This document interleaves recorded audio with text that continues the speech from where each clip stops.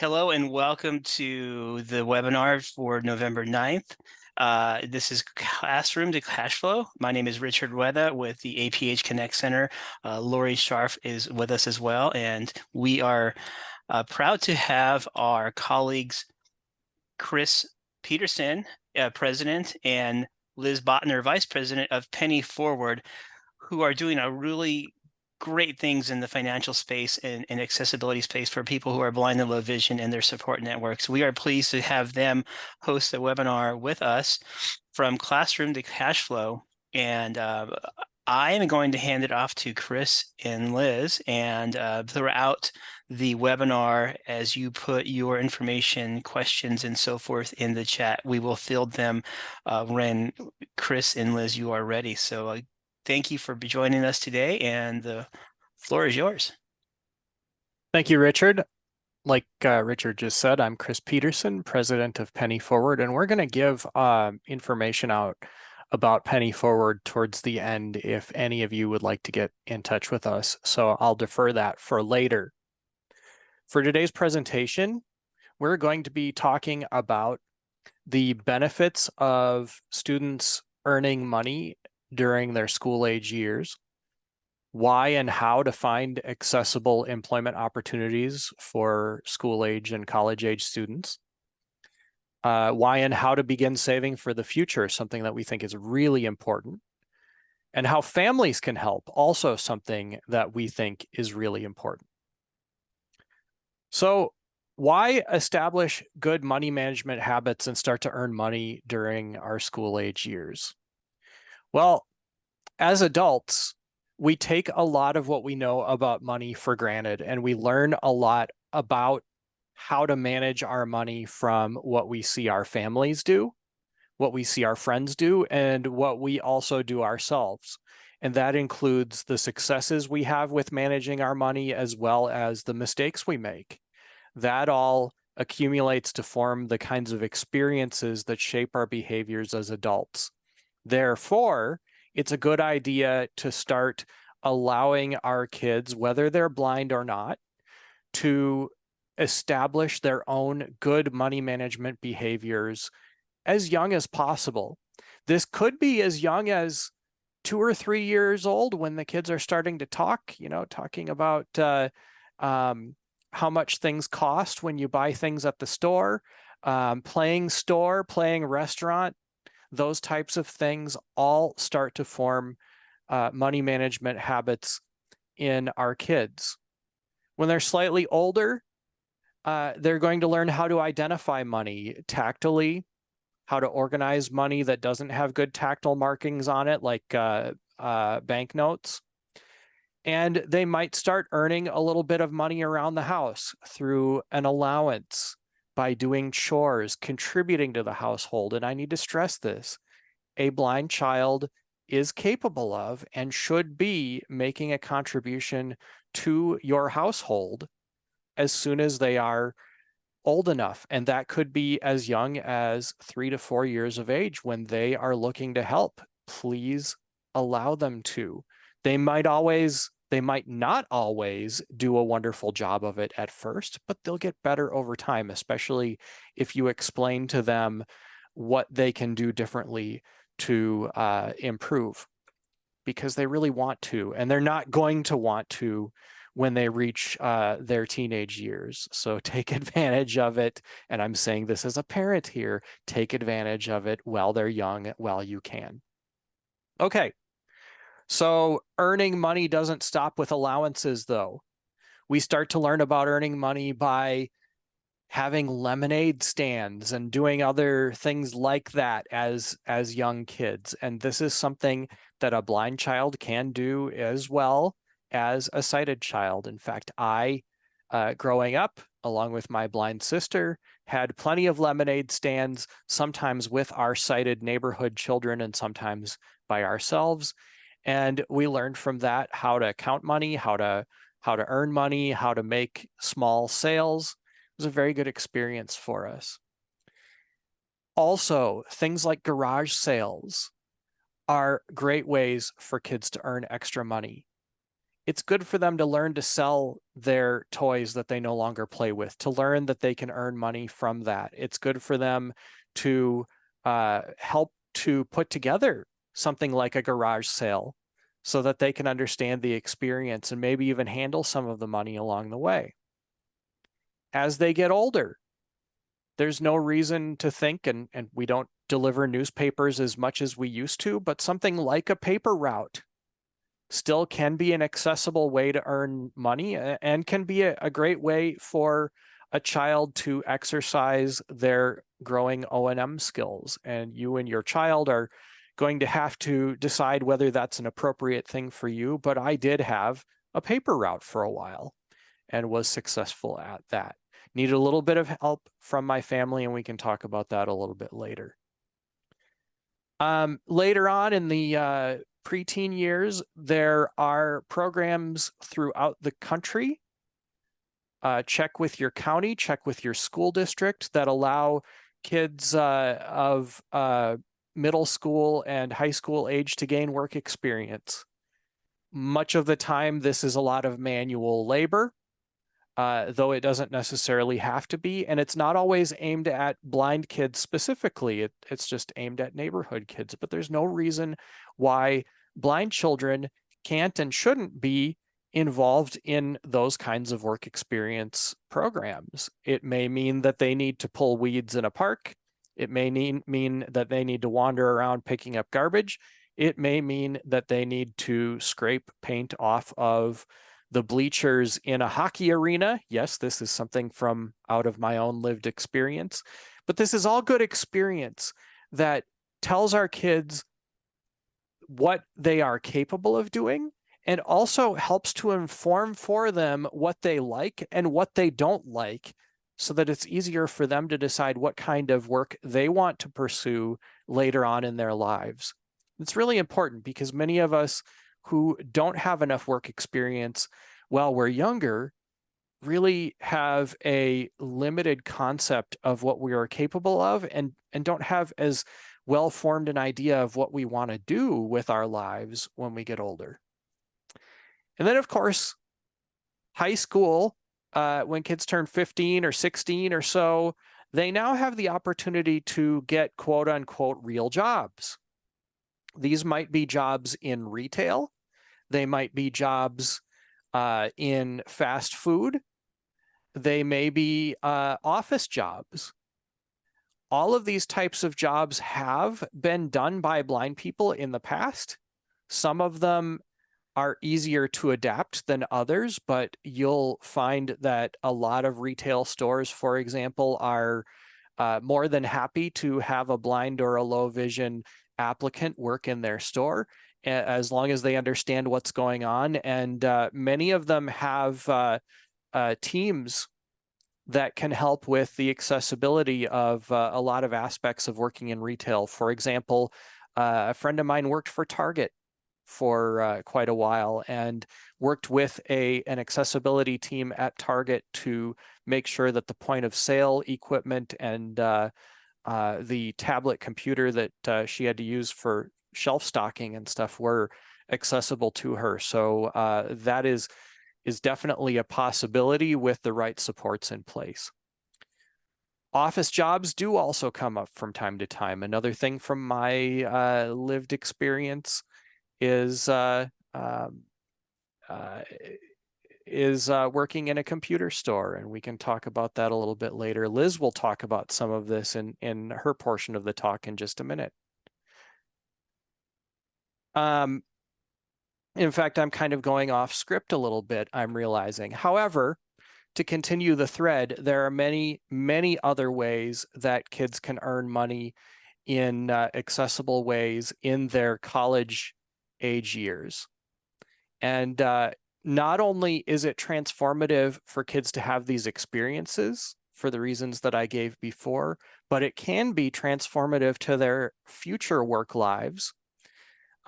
It's no secret that it is harder for a blind or low vision student to find work.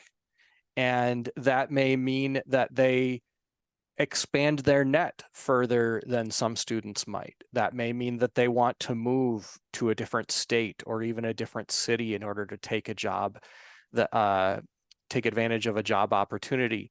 So having a little bit of extra cash set aside to be able to do that, to be able to pay for transportation to job interviews, to be able to purchase things that you may need in order to be successful at those job interviews, clothing, equipment, other things. All of that is made easier if you have extra money set aside. And now Liz is going to talk about the government benefits aspect of things and also how to set aside money and earn money while you're on government benefits and more. Liz?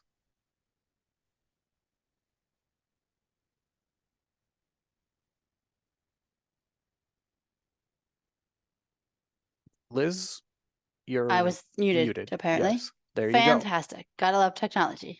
Hello, everyone. I'm Liz Botner. As Richard said, I am the Vice President of Penny Forward. One thing I did want to say, and was saying to myself before I unmuted, was before I get into the government benefit aspect of this discussion, I wanted to point out that when you as a parent are fostering your child's independence and helping around the house in terms of explaining how to do, things like washing dishes and things like that, it may be also helpful and necessary to not only explain verbally, but also show them hand over hand or something like that so that they have more than just a verbal explanation. So that can speak volumes sometimes. So related to the government benefits that are part of this discussion, there are many different government benefits out there, but the most common benefit is known as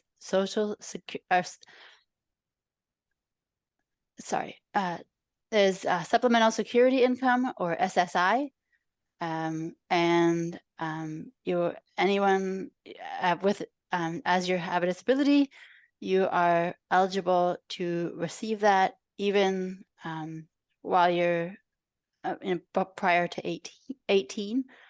And so, sorry, that was distracting me. That is something that you can earn as you're growing up. Also, and there are certain limits to how much you can earn on SSI. And the other thing that to keep in mind is that while you're on SSI, it is also a good thing to figure out how to. I'm sorry. SSI provides other benefits, or provides you. Can you step in, Chris? I'm sorry. Sure, I can definitely step in. So SSI is a government program that helps people to earn money when they are very, very low income. So some children who are blind may be able to earn SSI when they are in high school, but they certainly are eligible for it when they turn 18 and go to college. So it's definitely something that people look at. And one of the big concerns that people have is, how can I earn money and continue receiving SSI or other government benefits? Fortunately, there is something called the student earned income exclusion, which allows you to earn more money while you are a student, either in high school or in college, up to age 22. So it's a good opportunity to gain work experience and also be able to receive that SSI payment to help you to get ahead. So what happens with that money? Well, hopefully you don't spend it all immediately when you earn it. Ideally, you would put some of that money into savings for later. And I explained some of the reasons why in the past, such as you know, if you wanted to move across state lines to take advantage of a job opportunity or something after college. So there are some ways that you can bypass the resource limits that SSI imposes. Typically, you are only allowed to have about $2,000 in the bank if you are receiving SSI. However, there is something called an ABLE account. It stands for Achieving a Better Life Experience. The ABLE account can be used to set aside extra money and also to receive SSI benefits. You can have, in fact, up to $100,000 in your ABLE account and still be receiving an SSI payment. The ABLE account belongs to the student. They own it, so it's their money. They have control over it if they want to. But anyone can contribute to it, including parents, grandparents, other family members, or the student themselves. And so while they're earning money during school, they may want to set aside a certain percentage, maybe 10%, maybe 20%, maybe a little bit more of the money that they earn and put it in their ABLE account for later. There's a few reasons why they might want to do that. One, so that they have money saved. Two, because any of the money that they have saved, plus any interest they earn on that money while it's saved in the ABLE account, can be withdrawn tax-free at some point later, as long as it is used for a qualifying disability-related expense. That can be housing, education, transportation, work-related expenses, medical expenses, educational expenses. I think I just said that twice, and a number of other things. The categories are very, very broad.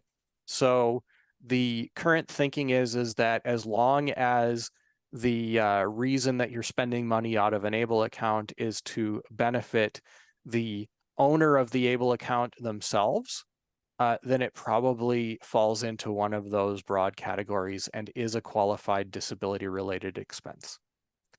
There are other ways to protect assets if you have more than $100,000 for your student, such as special needs trusts. And some people use ABLE accounts and special needs trusts as different ways to provide steady financial resources for students, but a special needs trust is really outside of the scope of this discussion and is also somewhat complicated to set up and kind of expensive. It requires an attorney and a lot of other resources that many people do not have.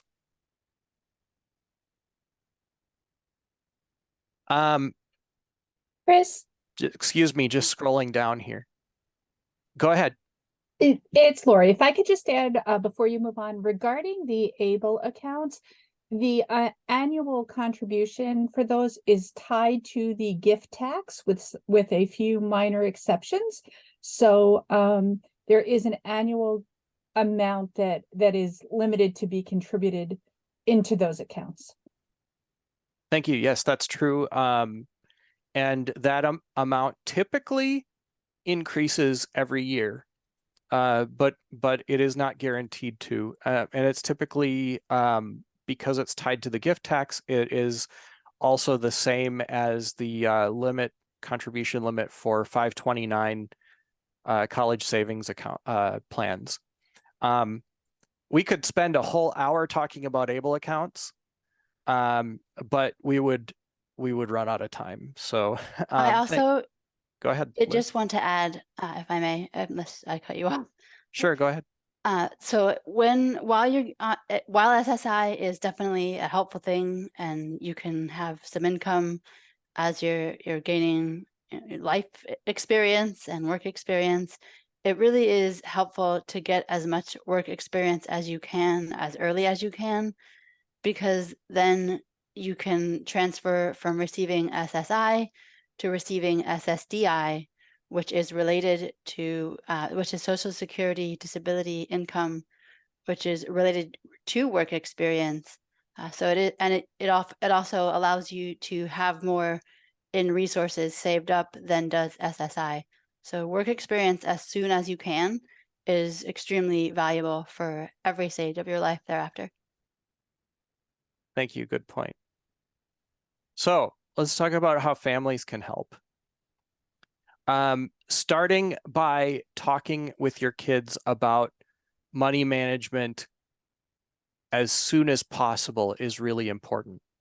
We talked a little bit about that before, starting when they're old enough to talk and going all the way through high school, allowing your kid to have as much exposure to and experience of every aspect of money management is very helpful.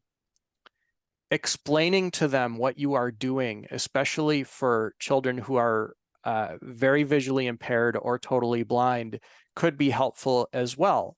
For example, if you're paying bills, explain to them what paying bills means. All they know is that you're sitting at a table and being quiet and that they need to be quiet too.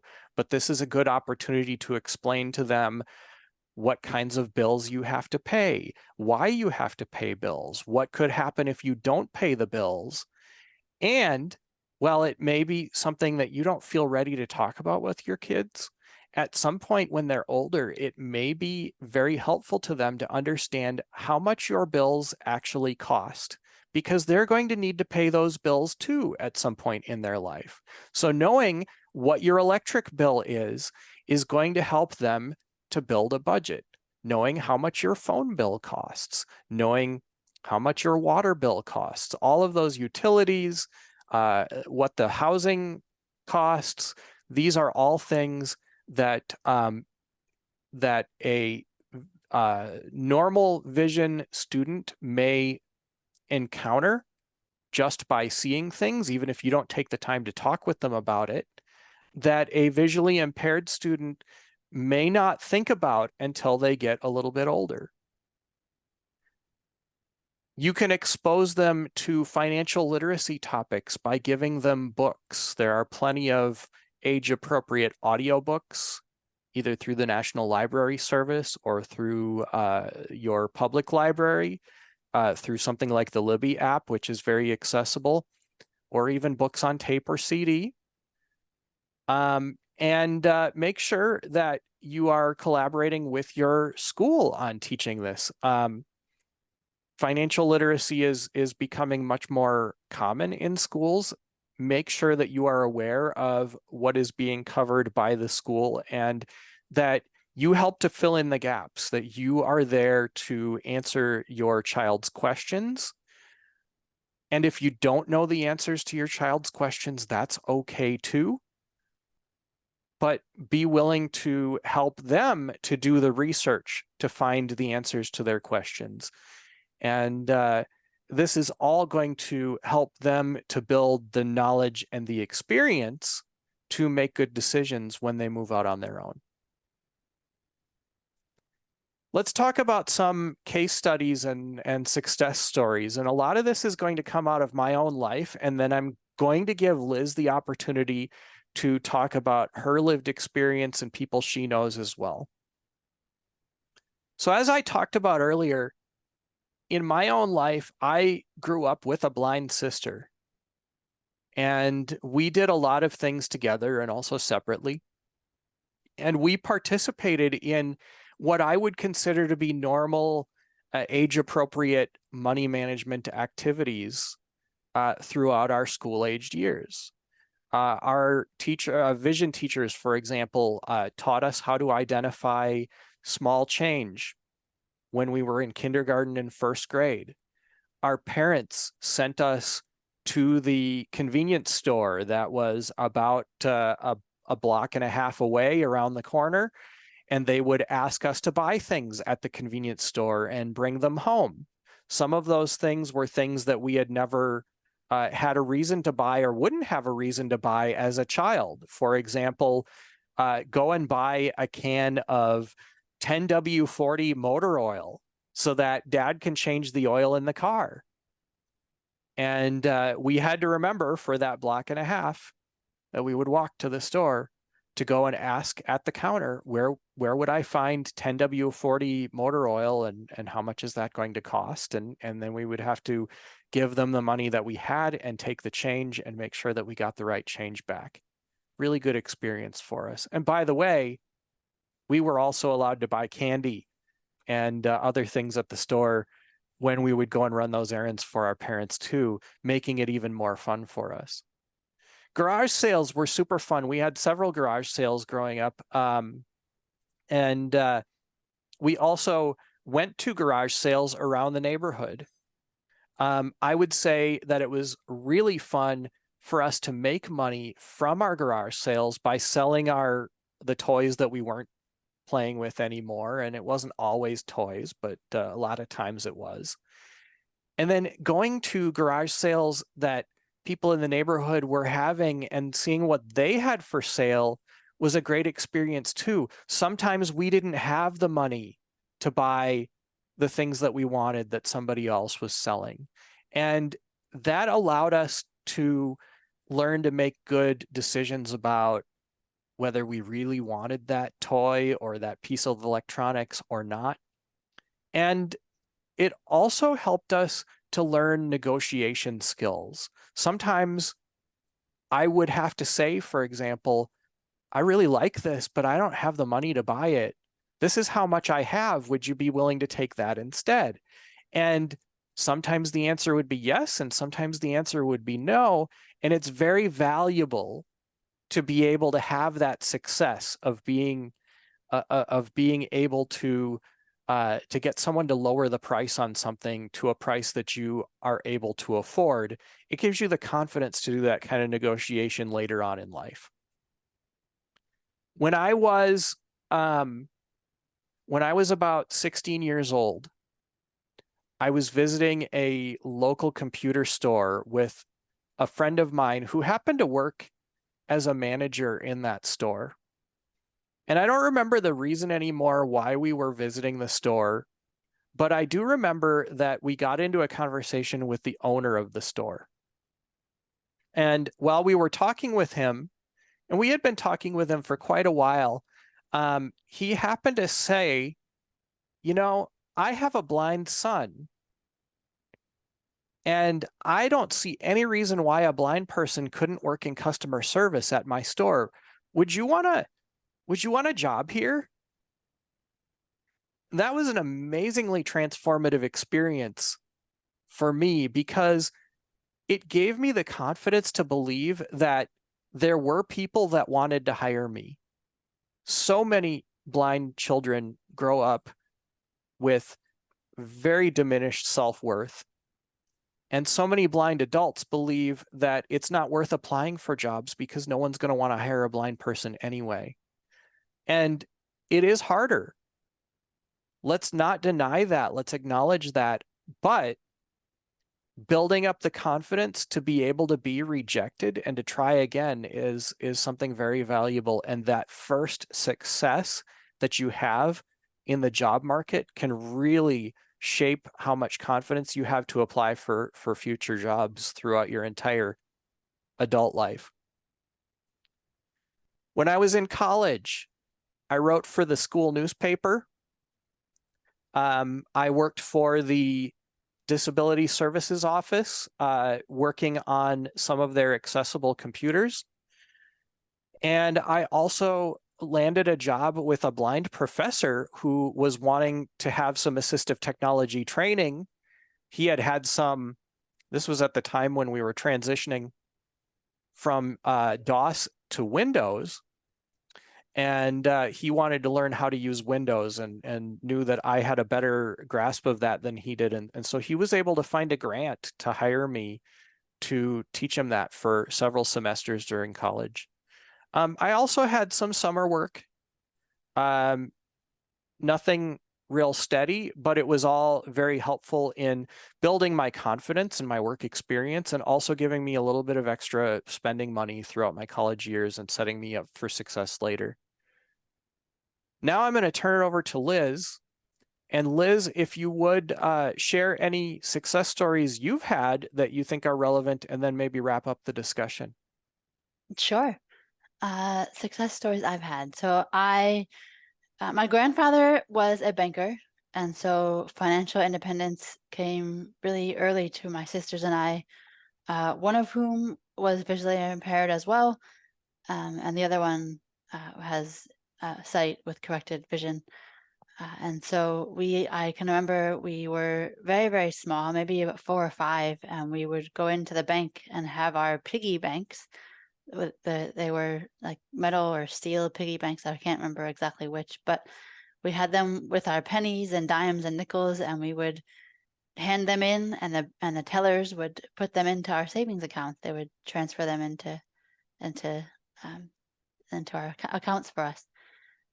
Also, I didn't have as much work during my school age years in terms of when I was actually in school. I had a lot of summer work when I was in middle and high school, and a lot of that was due to my teacher of the visually impaired, who was extremely knowledgeable about my skills with assistive technology and knew people, students in my local area who needed instruction. And so one of my very favorite stories, and I remember it to this day, is I was going to teach a student how to use a Braille light. I had never seen it before, and I was given the Braille light and the 2-volume or so Braille instruction manual and told, you have, I forget if it was a week or 2 weeks, to learn this yourself, and then you're going to teach your student.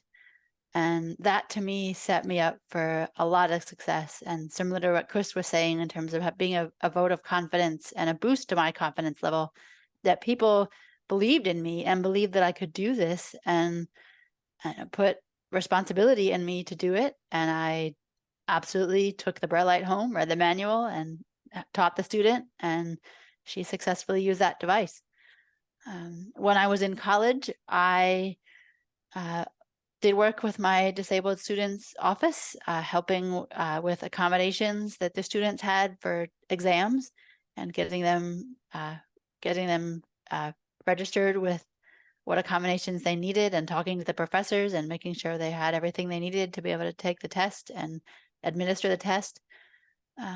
And I've definitely had failures in applying for jobs. That the job interviewed wasn't the best, or didn't happen, or I wasn't picked for the job. But absolutely, the more you can put yourself out there and network, and it starts with your local community and extends outward from there. But you will absolutely, it will pay off tenfold as you grow up. And those people who may have said no will then see you doing really successful things, and that will be hopefully a really valuable thing, a valuable piece of experience for you, because you will have surmounted the no's, and now are in a position to then have someone take a chance and offer you that job, and sell yourself because you know your skills the best. And let's see, and in terms, do you have anything else to add, Chris, or do you want me to wrap it up? No, I think go ahead and wrap it up. Okay, so we have talked about a lot today. We have gone over how making money does not have to start when you're a grown-up. You can start when you're young, and have part-time work. We've talked about some of the government benefits that you could take advantage of as you're gaining work experience. We've talked about different types of savings options that you could have, able accounts, savings accounts, things like that. Most importantly, possibly, we've talked about how families can help their students, their children become successful, independent individuals with their finances as they're younger, which is very, very important, because it really truly does start with the family, and the earlier the better. That is definitely something I want to make sure to mention. All right, shall we open it up for questions, and then we'll do a final wrap up and give our contact information at about 10 to the top of the hour? Sure, and I would just like to remind people also that the vocational rehabilitation system is a great resource for assisting in locating either work experience or job shadowing and things like that through their pre-employment training program. So that's also a great resource to reach out to if you're looking for stuff within the community, as well as your child's school. Absolutely. Thank you, Lori. So we do have a question regarding what are some things that a person who is blind or low vision may be able to do in the food service area? Would they be able to take orders? I'm not sure if the database would be accessible. Cash registers are probably not accessible. So would both of you like to tackle that, or one of you? Yeah. So I'll talk about an experience my sister had, and this was about 30 years ago. And in all honesty, I can't specifically tell you whether any particular software is going to be accessible or not. What I can say is that a lot of people have successfully found ways, and that with the right management in place, it's at least worth a try. My sister got a job at a Pizza Hut near our home when she was about 16 years old. And she took orders for pizzas over the phone. She did not interact with their order taking software, if there was even order taking software directly. She typed out orders on a typewriter and placed the orders on a counter, and somebody else went who was sighted, took those phone orders and went and made sure that their pizzas were made, and did whatever needed to happen to get those pizzas out to people who were picking them up or delivering them. So that was something that she did, and she did very well for a number of years. But I would also say that there is every reason to think that a blind person can do most jobs in fast food. For example, let's take ordering fast food at a McDonald's. The McDonald's app is quite accessible, and so are the tablets that are that you'll find for self-service at many McDonald's restaurants these days. Especially if you plug an earphone into them, they do have a built-in screen reader on them. So a blind person may not be in a position where they're taking orders behind a cash register anymore. They may be wandering around the restaurant doing things like cleaning tables and assisting customers. For example, one of the McDonald's restaurants that I was in recently, there was a customer that was having a lot of trouble placing their order on one of the self-service tablets. And one of the McDonald's employees had to come out and help them. So that is an area where I think we might have a better advantage now that things are moving more towards accessible self-service kiosks, where we can provide that kind of customer service to someone who's maybe struggling a little bit with placing that order. That is really cool. Chris, this is Richard, and I want to interject that 30 years ago, I too was in that position where I worked my very first job outside of doing chores and getting paid for them at a fast food, and it was Carl's Jr. And at the time, there was another blind young lady who was on the register, and they had an overlay. And had I stayed, I elected to move on to other work. They were going to put an overlay with large print abbreviations on what the items were so I could order. I stayed in the back doing the fries and the fryer, but all that to say is I know that cash registers, should you want to work in retail or in an environment where you're running a register, they can be made somewhat accommodating. For example, look at the business enterprise program that blind people run. Many of them who run little cafes or little restaurants or areas where they're running some kind of a stand have some access to a cash register that's accessible to them to some fashion. So that's another good resource to tap into. Definitely. Also, Like I said before, they're, larger corporate entities like McDonald's, like Target, they have teams in place at the corporate level to help employees with disabilities. Sometimes the local store managers or restaurant managers might not know that, but it's worth pressuring on them on that, because that is something that at the corporate level, they do try to help with. Go ahead, Liz. I was just going to say, don't be afraid to push the envelope either. If you know that you can do a certain task or have any interest in doing a certain task and you really want to get experience with working in fast food, then apply to that job and show up to that interview and sell yourself and be proud that you're pushing the envelope. There's nothing wrong with that, because that may be you walking in that door might be the first time that someone will see someone who is blind or who has low vision. And so they may not have thought about it, the prospect of that before. And just by you walking in and selling yourself and being there and showing up, as it were, you may have the job. Yeah. What other questions do we have in the chat? We have another one. If someone lives in a rural area where they are car dependent and they need somebody to drive them somewhere, they may have to hire a driver. How would they do this if they also were going to school and had a busy school schedule? Would this be possible? If you want to badly enough, it certainly would be possible.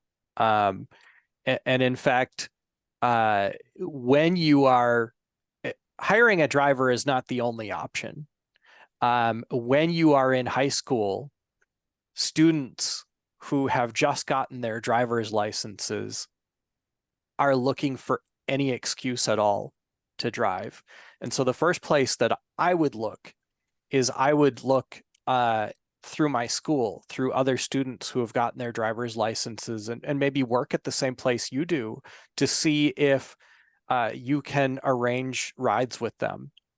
And maybe you pay them just a few dollars out of your paycheck for gas money. Maybe you get them a meal once in a while. Maybe you do other things to make it worthwhile for them, even helping them study with classes that you're really good at, or that they might not be good at. Any of those things can make it possible for you to get rides to and from work, whether you're in a rural area or even in an urban area. If you do need to hire a driver, this is a place where you may want to talk with your VR agency. They may be able to help with this. There is a person that I know that lives in rural Minnesota and is a traveling musician. And he has, after quite a bit of work with a county social worker and also with his state VR counselor, he has found a way to get some funding to pay for drivers to take him to gigs around southern Minnesota. So if transportation is your blocker, don't let it be. Go and talk to VR. Go and talk to your county social worker if you have one, and figure out what options might be available for you. And I will just add to that, Chris, that if you are on SSI and you're blind, that would be viewed as a blind related work expense. So that would also be something to take into consideration, that you would have to keep track of that type of stuff, but it also would not necessarily, in order to make money, you have to spend money sometimes. So that You may would have be to an think example outside of that. you may have to think outside the box, but if there's a will, there's a way, as Yeah. they say. That is a cliche, and I need to stop rhyming. But there is a way, and don't take no for an answer for Yeah. any of this. Don't take no for an answer. Your financial independence is worth starting young, as a young child. For the parents listening, your help to your children as early as possible, that will set them up for so much success down the road. I don't even know that I even have words to describe what that would feel like and It's a is game like, but changer. it's I it's agree. worth it. Yeah. I had that. Fortunately, my parents we had a strong work ethic. So I could not work. I had to work and go to school. So that was not an option to stay home. And one thing I don't know if I mentioned it before, but with part-time work and figuring out what you want to do, and yes, that is a journey, and even into adulthood, that's in a journey. It doesn't end. For some of us. But what can be helpful from the start is aligning your part-time work with your academic goals. So if you're really good at math class and find that people are constantly coming to you and asking you about certain math concepts, maybe you offer to tutor those people and gain a little bit of work experience and some cash as you're helping them with your expertise. That's just an example I came up with off the top of my head, but starting there and aligning your work experience with your academic goals is definitely a good place to start. And I believe, am I correct, Lori, that we are all out of questions, which if We, so, yep, we are right now. So- And it's about 10:02. So I was going to ask Um, Chris, yeah, and Liz if they want to share out what Penny Forward is and how people can stay connected. Sure. So Penny Forward is a nonprofit organization that is founded by and led by blind people. Through education, mentoring, and mutual support, we help blind people gain the knowledge and confidence to confidently navigate the complicated landscape of personal finance. We offer self-paced online courses and group and one-to-one financial counseling provided by blind financial counselors. We do some of that through free resources on our website, pennyforward.com, and through our Penny Forward mobile app, which is available for iOS and Android and is fully accessible. And we also do speaking engagements like this. So if you know of any groups that are looking for speakers and would like to hear a presentation about something personal finance and blindness related, we would love to work with you. We also partner with agencies, schools, things like that to provide in-person or virtual financial education workshops. And we are working on building out a vocational training program for blind financial counselors. So that is a little bit about Penny Forward. Again, we are a nonprofit, so we are supported primarily by donations. Our website, again, is www.pennyforward.com. Our app is simply called Penny Forward, 2 words, Penny and Forward, and you can search for it in the Apple App Store or the Google Play Store, or you can find links to it on pennyforward.com.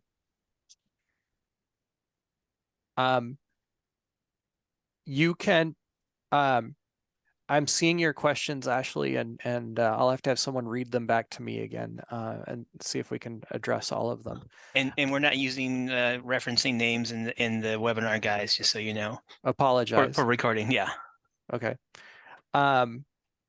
So in any case, our email address, if you want to reach out to us by email, is pennyforward@pennyforward.com. And we also have a toll-free phone number, which is 888-332-5558. Again, 888-332-5558. And Lori, could you tell me what that last set of questions was? Oh, you know what? I missed it. I just wanted to add one thing, and it will be quick.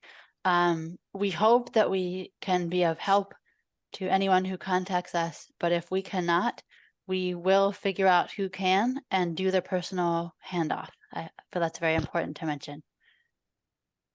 Absolutely. How much Thank can you you. put in an Able account? Oh, yeah. And did you say it was possible to withdraw tax-free? Yeah, so this year, if I remember correctly, you can put about $17,000 into an Able account. That will be going up in 2024. And I don't happen to have that the 2024 limit at my fingertips right at the moment. Lori, do you happen to know it? I don't know it. I leave that to the Able National Resource Center. Great. Yeah, it just came out, so it's It very just went new. up, and there are some variations with regards to the amounts, not the annual amounts, but the overall amounts that are vary from state to state. So Yeah. I was just about to mention that particularly in Alaska and Hawaii, the limits are higher. However, there may be regulations that are specific to your state. And you also, if you are working and are not able to participate in an employer-sponsored retirement plan, like a 401k or something, you may be allowed to contribute extra to your Able account and earn a tax credit called the Savers Credit by doing that. So it's a little bit complicated, but that's a short answer.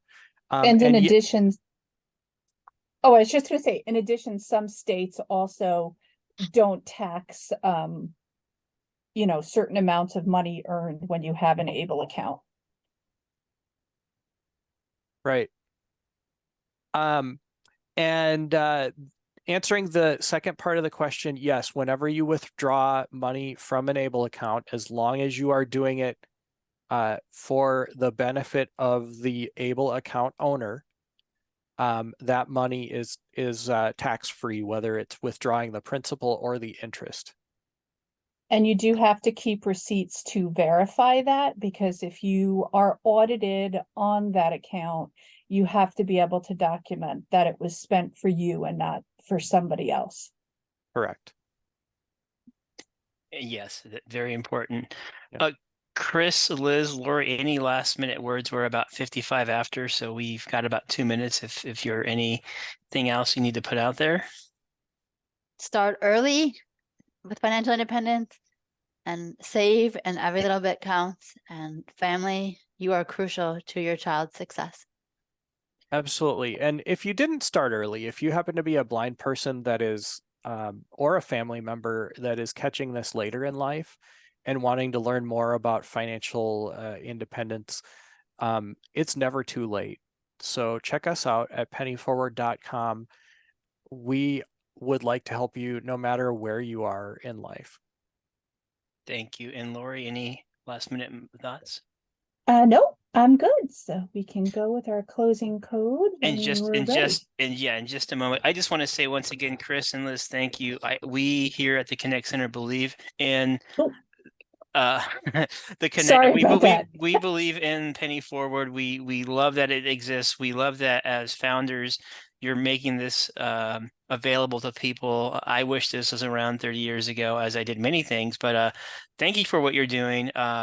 The Penny Forward will be a part of the Connect Center throughout the year with some written content that's coming out, and another webinar in the spring. So please follow them on their social media, subscribe to their newsletter. There are good things happening at Penny Forward, and you'll be that much financial wiser for the effort. All right. Thank you, everybody. I'm going to hit the pause button now.